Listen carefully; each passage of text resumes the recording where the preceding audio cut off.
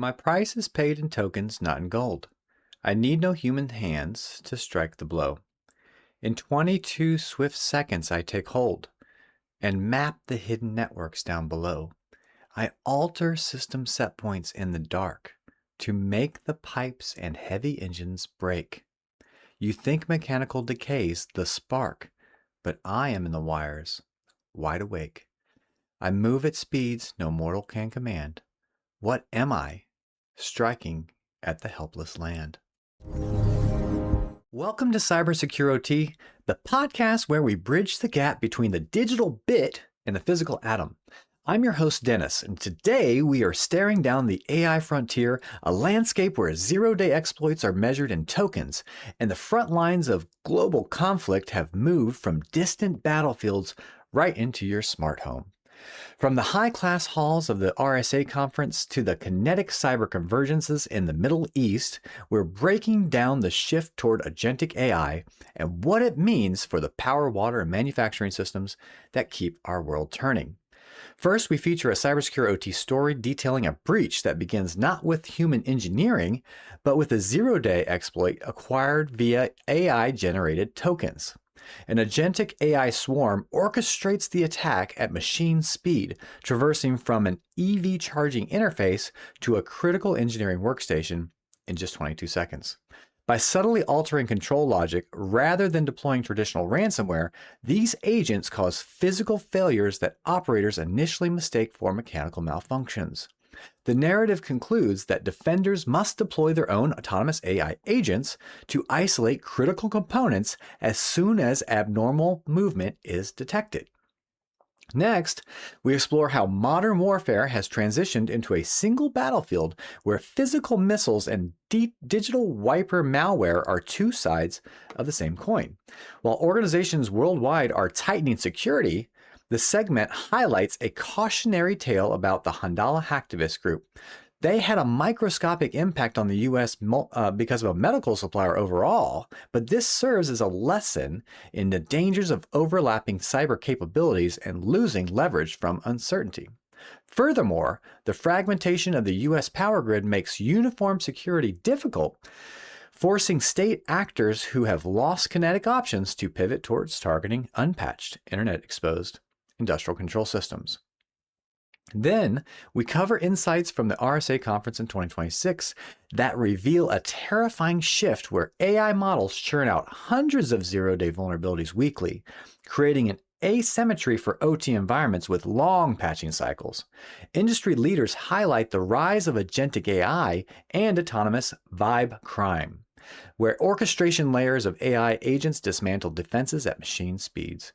To counter these 22-second lateral movements, the defense must pivot toward AI-driven zero-trust architectures and crypto agility. This helps them to prepare for looming threats of quantum computing. Additionally, the shift towards human risk management and multi-agent security platforms aims to address the global talent shortfall by automating Tier 1 triage. And last but not least, we cover what everyone can do to protect our digital footprint from AI attacks. AI is fundamentally changing critical infrastructure by moving beyond simple logic to predictive maintenance and real-time grid balancing. However, this interconnectivity means that power plants' perimeters now extend into the living room. A compromised botnet of smart home EV chargers could trigger a cascading blackout by spiking power demand. While AI assistants help engineers troubleshoot legacy equipment, they also lower the barrier for novice attackers to execute complex commands. To help secure the grid, individuals must kill the defaults on their smart devices, segment home networks, and maintain a skeptical, zero-trust approach to AI-generated deepfakes. So, continue on for another update on critical infrastructure cybersecurity. Open this episode with a CyberSecureOT story titled The Silent Shift, an Agentic AI Breach. For first-time listeners, I like to use stories to explain how the cybersecurity events covered each week could actually occur. Many listeners find these stories helpful as they can provide examples for their own tabletop exercises and cybersecurity drills. So let's dive right in. Phase 1, the token bot entry. The attack did not begin with months of painstaking reverse engineering by highly skilled state-sponsored actors. Instead, the adversary acquired a zero-day exploit that was measured in tokens, not dollars. Because AI models are now churning out hundreds of 0 days a week, attackers can easily find a flaw to exploit. They targeted the ultimate bridge between consumer technology and critical power infrastructure, an electric vehicle supply equipment network. The critical vulnerabilities exploited were not confined to a single isolated component. Rather, they lived at the interfaces between all these systems. This is where assumptions about security are made. Phase 2, machine speed lateral movement. Once the initial EV charging interface was breached, the attack advanced far faster than a human could track. The median time from the attacker's initial access to lateral movement was a mere 22 seconds. Long before a level 1 security operations analyst could even open a ticket, the threat had successfully traversed the IT/OT DMZ and compromised an engineering workstation. Phase 3, the AI orchestration layer. The facility's defenses were completely outmatched because they were not dealing with a human hacker sitting at a keyboard trying to type out commands. They were under attack by an orchestration layer of AI agents operating at machine speed. This agentic AI swarm divided its labor to systematically dismantle the network's defenses. One AI agent autonomously handled network reconnaissance, quietly mapping out the facility's networks. A second agent handled the targeting protocols. A third agent dynamically adjusted its own tactics the moment it encountered a firewall or an anomaly detection sensor. Phase 4, misoperation and physical impact. The attackers did not drop traditional ransomware to lock down the system. Instead, they took advantage of the fact that modern OT environments have become incredibly homogeneous, relying heavily on common frameworks and Windows-based human-machine interfaces. Using their AI-mapped intelligence, the agents initiated misoperation techniques. They subtly manipulated control logic and altered set points without even deploying traditional malware. The operators monitoring the system failed to spot the digital intrusion. When the altered set points ultimately caused physical explosions and widespread failure, the operators mistakenly assumed it was just because of mechanical failure. Phase 5, the systemic ripple effect. The true horror of the attack was its scale. Cyber risks are deeply interconnected, and the attackers leveraged this systemic and aggregation of risk. By compromising a shared dependency, such as a software flaw in a common industrial protocol stack, the damage was not contained to a single local grid. The malicious AI agents rippled outward, simultaneously hitting thousands of power plants, power substations, and natural gas facilities. The takeaway: the only way the defenders could have stopped it was by having their own autonomous AI agents deployed within the OT network. Ready to sever connections and isolate PLCs the millisecond abnormal lateral movement was detected. This has been a CyberSecureOT story created with assistance from Gemini AI. The events were made up, but the tactics and the techniques are currently being exploited in the wild today. For more information, including an example of a tabletop exercise, refer to the notes section. In our first news piece, we are looking squarely at the Middle East. And this piece describes exactly what the point of me and my creation of CyberSecureOT is all about. What is happening here describes how war-type conflicts can get blended with cyber-type attacks, and it could impact the public. And that's why this piece and what's going on is so important. With the ongoing highly kinetic US-Israel conflict, we are witnessing a live lesson, and in some cases a cautionary tale of how modern warfare is fought. Emil Saya recently wrote a piece in Forbes. It was entitled "Cyber and Kinetic Warfare Are Now One Battlefield." And folks, he's right. You cannot separate the physical missiles and the drones from the digital wiper malware that's being deployed anymore. They are two sides of the same coin. And the vastness of the impact is global. Over the next few minutes, we're going to break down how cyber warfare targeting critical infrastructure is evolving, the strategic implications of the current geopolitical landscape, and what recent activities by Iran and Israel reveal about deterrence, bluffs, and the true vulnerabilities in our OT infrastructure. So let's take a look at the macro view. The World Economic Forum just dropped a sobering analysis on the Middle East conflict and the global cybersecurity landscape. The big takeaway, we've officially transitioned from an era of opportunistic ransomware attacks to one of coordinated, geopolitically driven opportunities. According to the World Economic Forum, 91% of the largest organizations have had to change their cybersecurity postures recently. That's nearly all of them. Geographic distance offers absolutely zero defense anymore. You could be sitting in a water treatment facility in the American Midwest, and you are effectively on the front lines of a Middle Eastern conflict. We saw this exact scenario play out just weeks ago. The Iranian-linked activist group known as Handala, they promised to unleash a wrath of the Islamic Republic in response to the US and Israeli airstrikes, and who did they hit? A company right in Michigan called Stryker. Now, Handala deployed a wiper attack attempting to completely brick systems. On the surface, this sounds terrifying, and they did say there's probably 200,000 or so systems impacted. A nation-state proxy targeting a U.S. medical supplier with destructive malware sounds horrible. But as we peel back the layers, it actually teaches us a profound lesson about the strategy of cyber warfare and the immense danger of bluffing. So this brings me to a brilliant piece recently published by CIPA.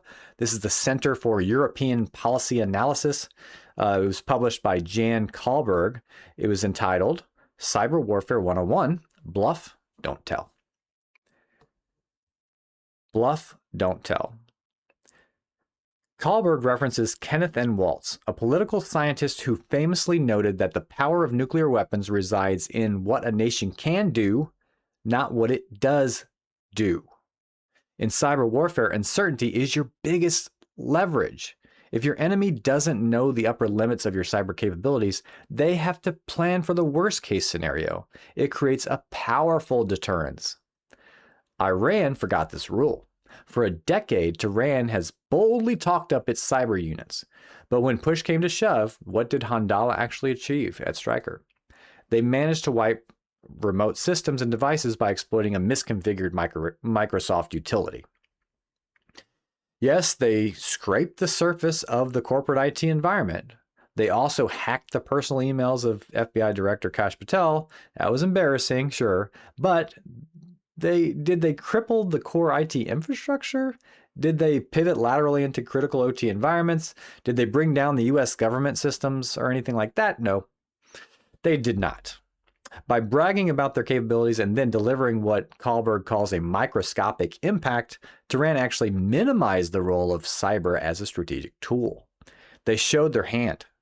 They proved exactly what they cannot do. Compare that to ongoing cyber operations in the Ukraine-Russia theater, where both sides have maintained strict operational silence, keeping their adversaries completely in the dark, forcing them to guess. In OT security, we need to understand this dynamic. The threat actors who brag the loudest on Telegram channels are often the ones relying on low-hanging fruit. This is misconfigured IT utilities and phishing.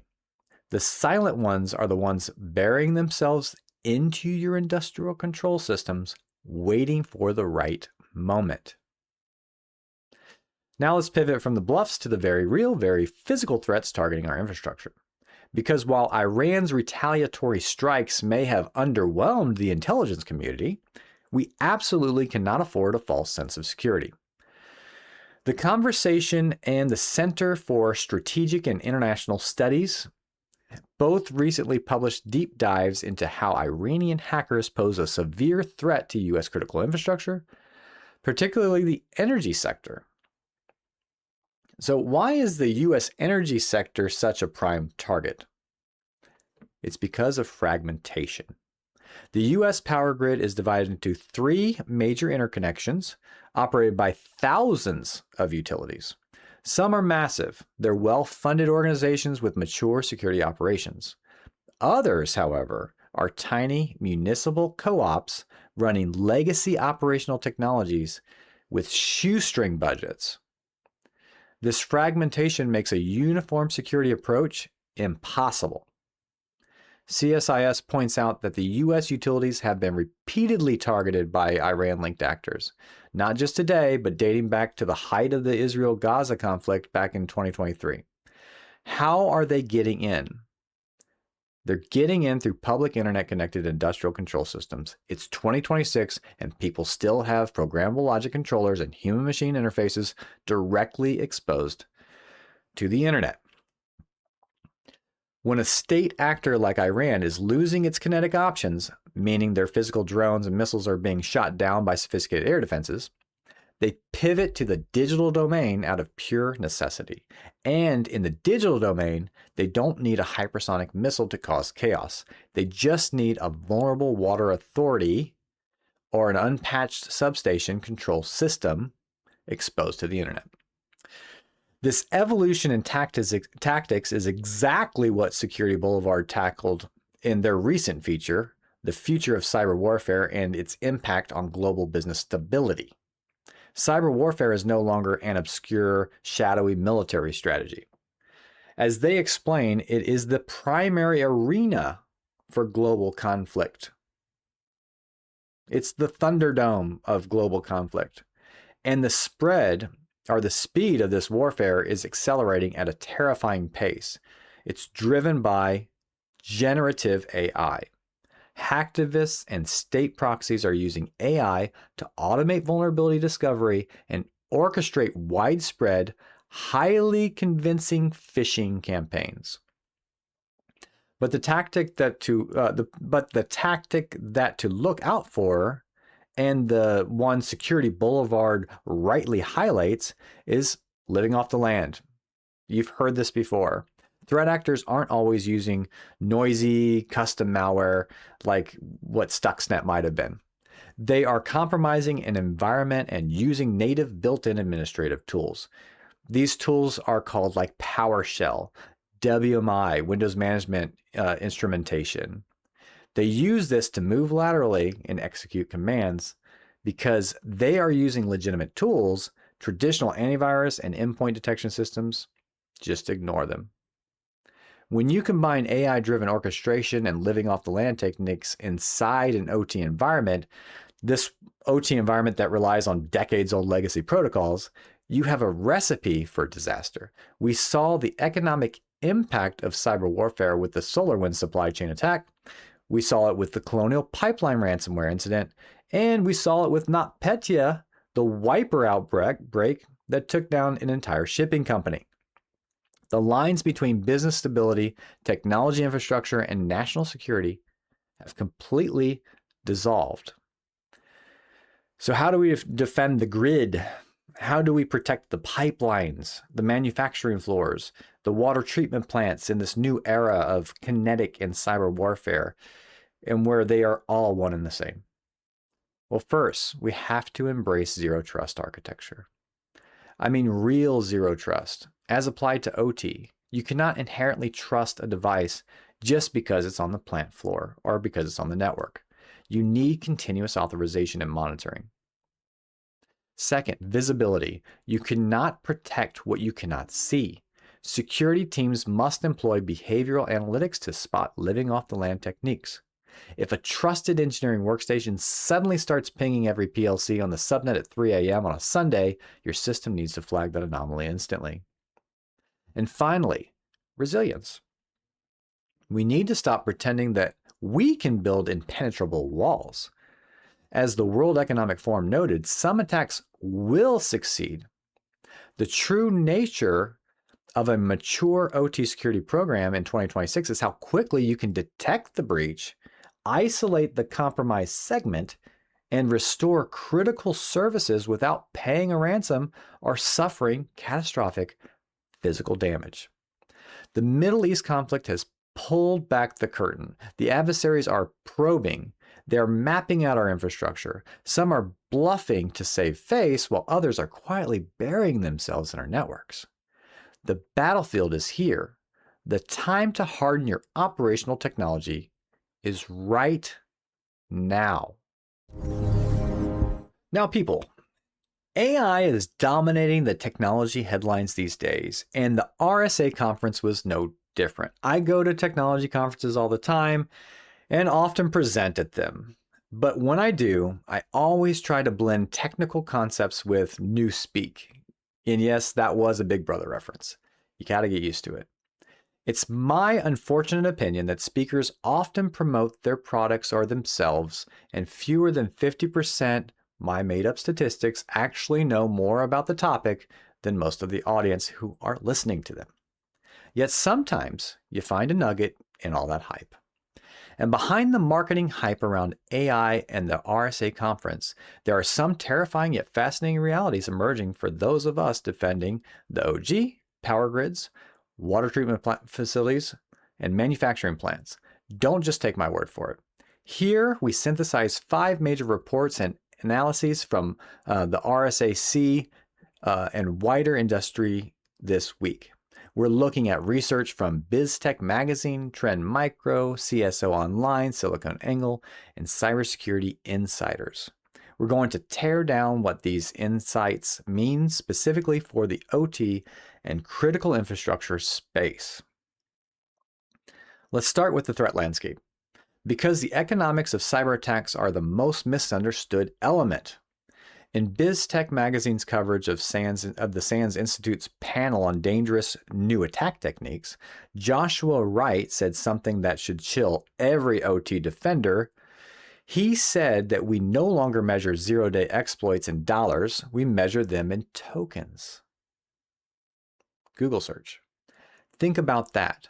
Historically, finding a zero-day vulnerability in an industrial controller or a SCADA, a supervisory control and data acquisition software suite, took months of painstaking reverse engineering by highly skilled state-sponsored actors or elite criminal syndicates.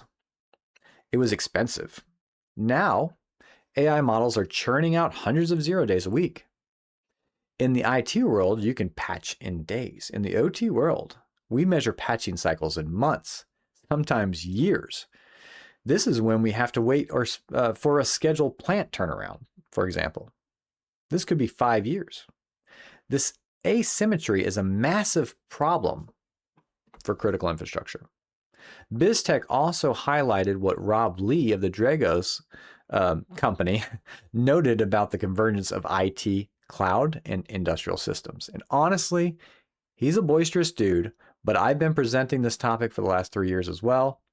We used to live in an OT world characterized by low frequency, high consequence events, but our environments have become incredibly homogeneous. We have common frameworks, Windows-based HMIs, and standardized networking protocols. It's made our systems more efficient, but it's completely scaled the attack surface. And they are seeing a rise in what they call misoperation techniques. Attackers aren't just dropping ransomware anymore. They are using AI to map an environment and then subtly manipulate control logic or alter set points without deploying traditional malware. In a chemical plant or a gas pipeline, misoperation can lead to physical explosions, and operators might just think it's mechanical failure. This brings me to the research Trend Micro unveiled at the RSA conference. It focuses on what they call agentic AI. A lot of people use this phrase. Robert McCardle and Stephen Hilt presented on Vibe Crime. This is the next generation of cybercrime driven by autonomous AI agents. We are no longer dealing with a human hacker sitting at a keyboard typing out bash commands. We are dealing with an orchestration layer of AI agents. One agent handles the network reconnaissance, maps out the Purdue model or your network segmentation. Another agent handles the targeting. The third agent dynamically adjusts its tactics if it encounters a firewall or an anomaly detection sensor. And they operate at machine speed. And Trend Micro didn't just look at digital crime. They looked right at the cyber-physical infrastructure, specifically electric vehicle supply equipment, EVSE. Working with VIC-1 and drawing from the PWN2 OWN, pawn to own, automotive competition, they exposed massive blind spots in EV charging infrastructure. Why should an OT defender care about EV chargers? Because of the grid. EV charging networks are the ultimate bridge between consumer technology and critical power infrastructure. The researchers highlighted that while we have standards like NIST 8473 for EV charging cybersecurity, the vulnerabilities aren't usually within a single component. The vulnerabilities live at the interfaces between the systems where assumptions are made. If an AI agent can exploit an EV charging network, the cascading effect on the local power distribution grid can be catastrophic. We need secure by design engineering, and we needed it yesterday. So the attackers are using Agentic AI to move at machine speed. How are we supposed to defend against that? I was reading SiliconANGLE's coverage of the RSA conference, and they hit the nail on the head. Francis de Souza from Google Cloud said point blank, it's not possible to mount a human-only defense against an AI attack. SiliconANGLE cited a terrifying stat from Mandiant's 2026 M-Trends report.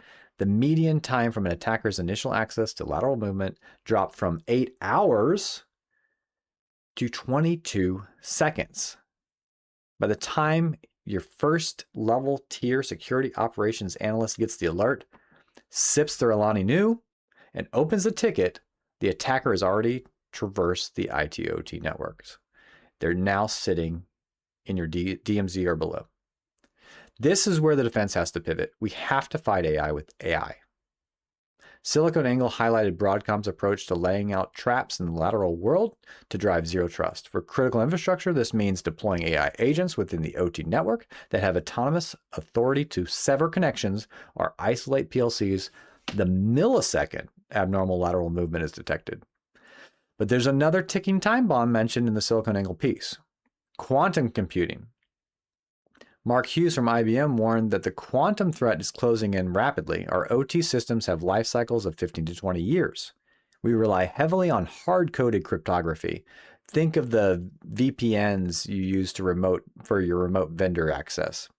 If quantum computers break standard encryption in the next few years, those legacy OT systems are sitting ducks. We have to start building crypto agility into our industrial networks today, migrating to that new post-quantum encryption standard as what's defined in the NIST document. But I can tell you, this encryption leap is just that. While IBM and others are making these lofty proposals, it's less likely that OEMs and vendors will make that leap before other technology concepts take off. So think of containerized control logic and edge computing first. Encryption is just one method. Always start with access control. Now, let's take a look at the people and the tools. So John Olczyk wrote a fantastic piece for CSO Online detailing 12 cybersecurity industry trends revealed at the conference. It's in the notes. But he categorized CISOs into 3 buckets. I give CISOs a hard time sometimes on my episode. I apologize for that. But one bucket is the proactive, about 20%, maybe it's due. The curious and confused, that's another 40%. And the blissfully ignorant, that's 40%. So 20% are good. Imagine that. John says 40% of CISOs are blissfully ignorant. If you are a CIO and you have one of those, give me a shout. I think I can do better.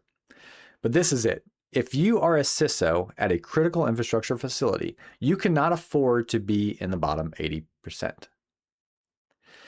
As Olczyk noted, legacy security vendors are just bolting AI into their existing tools right now, but that won't last. The real power is coming from foundational ground-up AI platforms. We are looking at multi-agent AI products that will act as category killers. These are Olczyk's words, not mine. These are completely replacing your standalone security information and events management server, your endpoint detection and response, and other tools with a unified agentic security operations suite. And what about identity? We all know identity is the new perimeter. CSO Online and SiliconANGLE both touched heavily on how AI agents are transforming the identity channel. In the OT space, we talk a lot about non-human identities. Service accounts, APIs, machine-to-machine communications. These all should be familiar terms if you're in the OT technology space. With AI agents now acting autonomously within our networks, we have a massive governance problem. Ping Identity and others are pushing for real-time context-based authorization for the AI agents. They're turning the AI agent into the trusted process controller. That's dangerous. If a maintenance AI agent suddenly tries to access a safety instrumented system, this is the thing that protects equipment, operations, and lives, it has no business touching this thing. The guardrails need to shut it down immediately. But there's a silver lining here. We are facing a global cybersecurity shortfall of around 4 million professionals. Silver lining. In the highly specialized OT service niche, finding talent is nearly impossible. These defensive AI agents can take over the tier 1 triage, freeing up our human engineers to focus on architecture, physical safety protocols, and proactive threat hunting. Smart. Tier 1. Agentic AI. Also, a quick shout out to the death of traditional awareness training. CSO Online noted that the industry is finally moving to human risk management. Stop making your plant operators watch 90-minute compliance videos.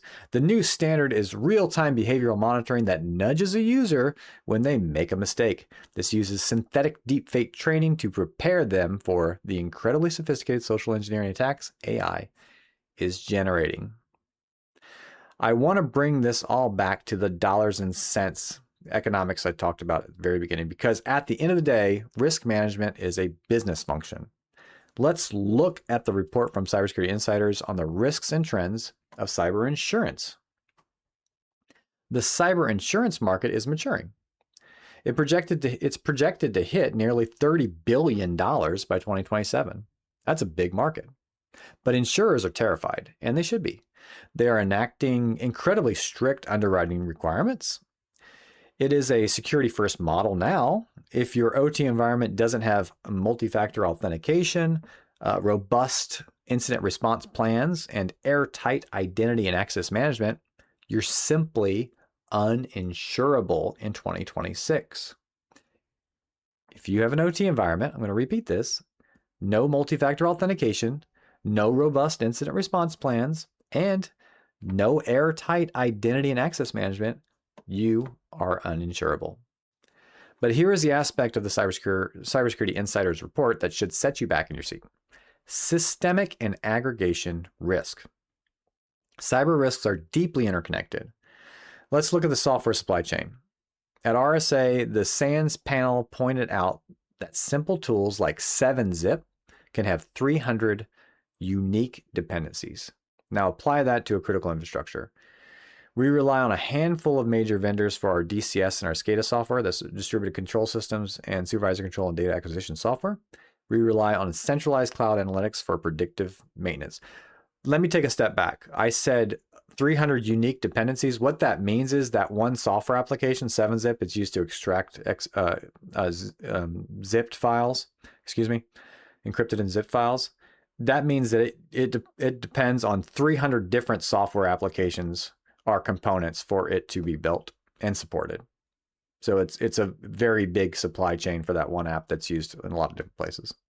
But let's go back to being reliant on centralized cloud analytics for predictive maintenance.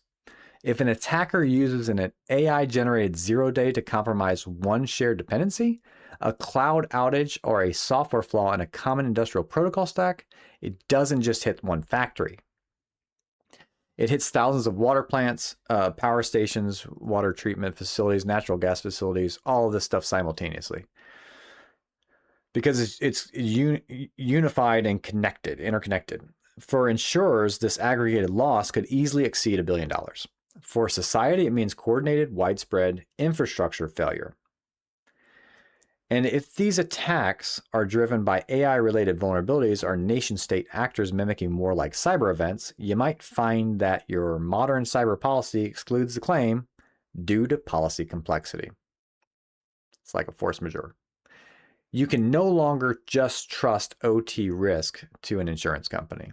You have to engineer resilience into the physical process itself. All right, so let's wrap this up and summarize our action items here. 1, AI has weaponized vulnerability discovery. You must assume your perimeter will be breached.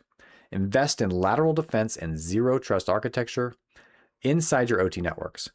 2, machine speed attacks require machine speed defenses. Start evaluating agentic SOC capabilities and automate your isolation protocols. 3, secure the interfaces. Look at the edges of your network. EV charging stations are pure vendor remote access portals, because that's where the systemic risk lies. 4, prepare for the quantum leap.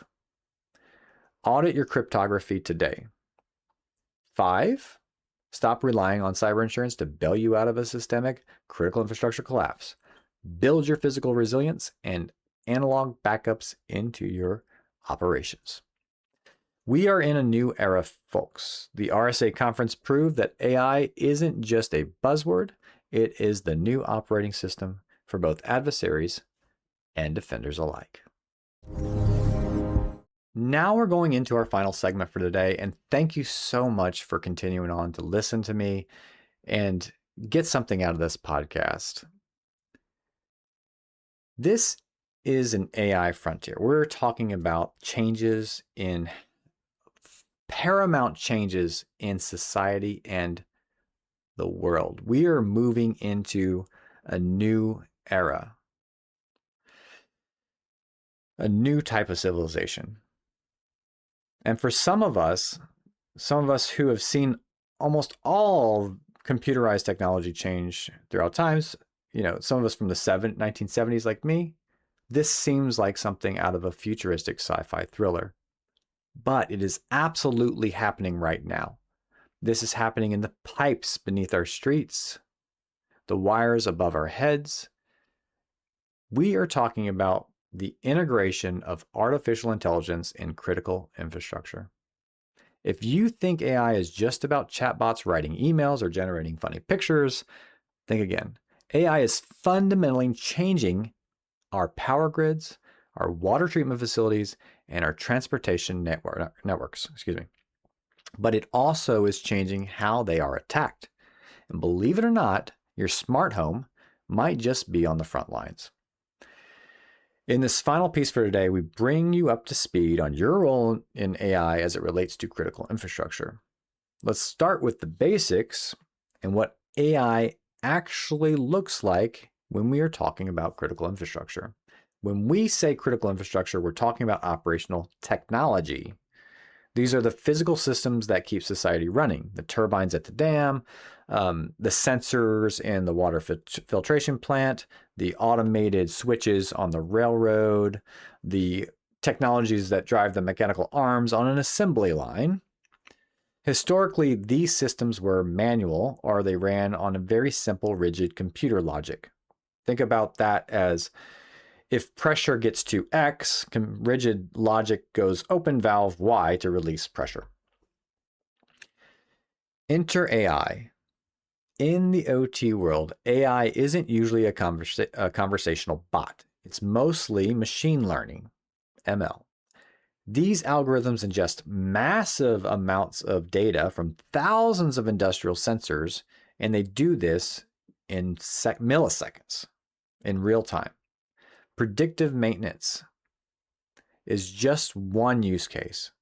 Instead of waiting for a pump to break, AI analyzes the subtle vibrations and temperature changes, and it can predict a failure weeks before it happens. Our grid balancing, this is like power grid. With renewable energy like solar and wind constantly fluctuating, AI instantly routes power across the grid to prevent blackouts. People can't keep up with that.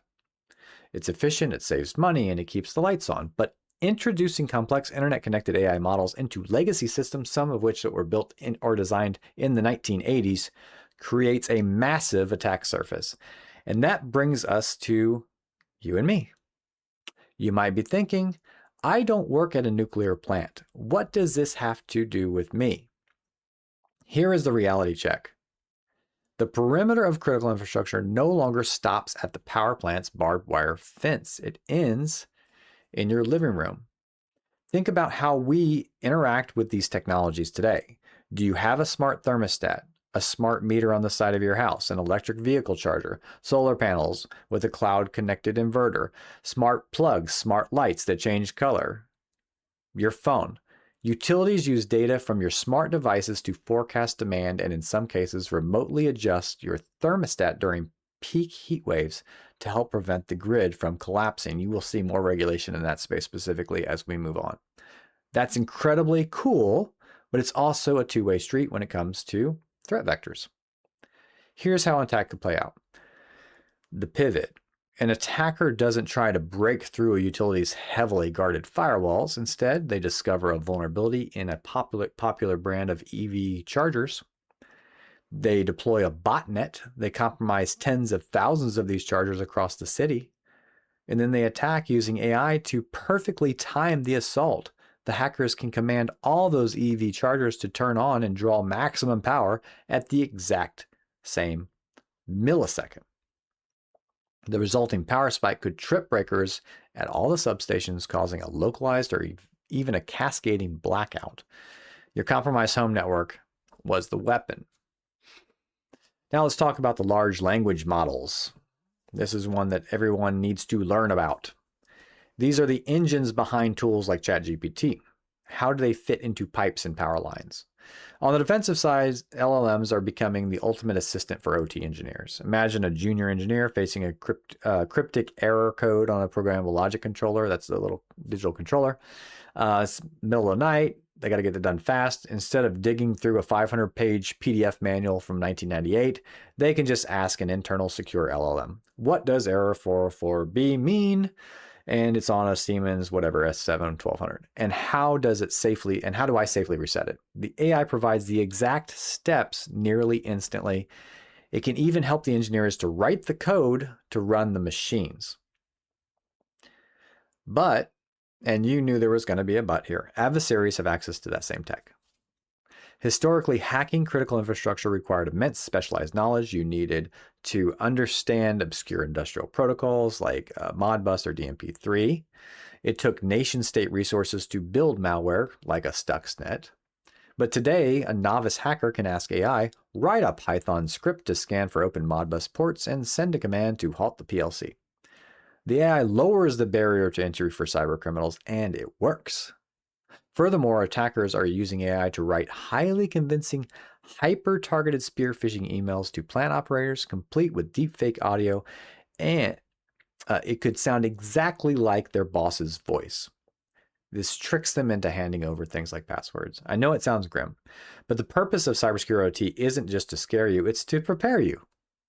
Because you are part of the grid, you have the power to protect it. Here is what you, as an individual and a home user, can do to help secure critical infrastructure against AI-driven attacks. First, kill the defaults. When you buy a smart thermostat, solar inverter, security camera, it comes with a default password, even security routers. Change it immediately. AI botnets scan the internet 24/7 looking for devices still using admin and password. Change it. Second, segment your network. It's not that complicated. Most modern Wi-Fi routers have a guest network and a regular network. Put your laptops, your phones, all that kind of stuff that you want to protect on the main network, and put all your smart home devices, IoT, Internet of Things, on the guest network. When kids come over to your house or somebody comes over to your house, let them ride that guest network. Don't let them on your network. If an attacker compromises your smart fridge, they can't pivot to your work laptop or access your banking information.